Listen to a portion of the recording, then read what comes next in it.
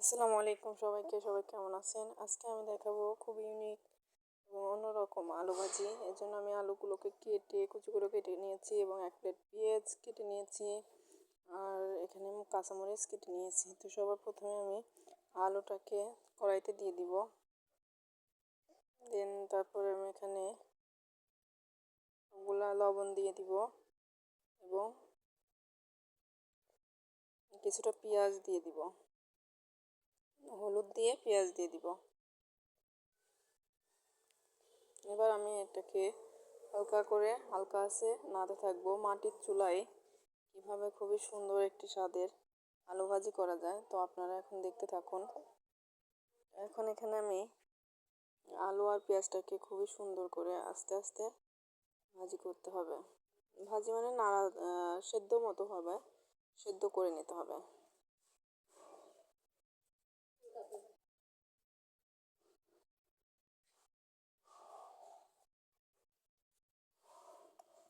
তো আলু আর পেঁয়াজটা কিছুটা নরম হয়ে এসেছে।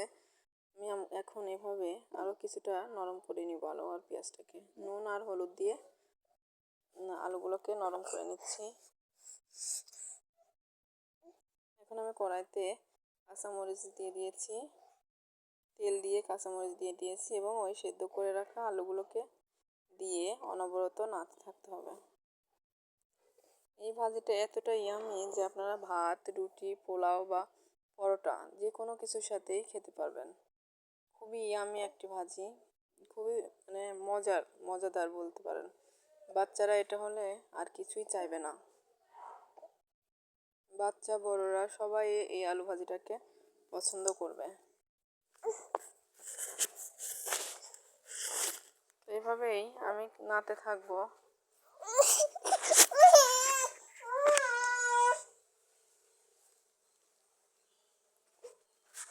আলু ভাজিটা অনবরত নাড়তে থাকতে হবে।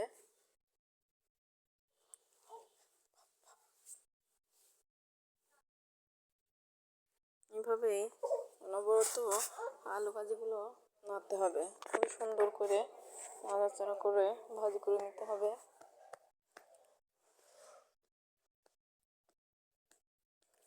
আলু ভাজির কালারটা ঠিক কতটা সুন্দর এসেছে আপনারা দেখলেই বুঝতে পারবেন।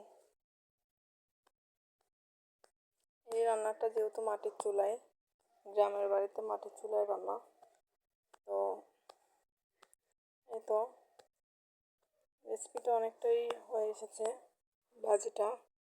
আপনারা অবশ্যই একবার ট্রাই করবেন এবং কমেন্টে জানাবেন আপনাদের ভাজিটা কেমন লাগলো আপনাদের কাছে। আমার রেসিপিগুলো যদি ভালো লাগে আমার চ্যানেলকে লাইক, কমেন্ট এবং শেয়ার করে দিবেন এবং সাবস্ক্রাইব করে পাশে থাকবেন।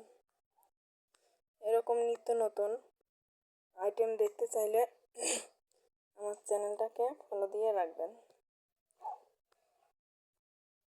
এটা যেহেতু গ্রামের বাড়িতে, গ্রামের চুলায়, মাটির চুলায় রান্না, তো আমি কোনো রান্নাই কখনো শুধু ভিডিও করার জন্য করি না, এগুলো জাস্ট খাওয়ার জন্য করি। সেগুলো কতটা ইউনিকভাবে করি সেটাই দেখানোর চেষ্টা করি।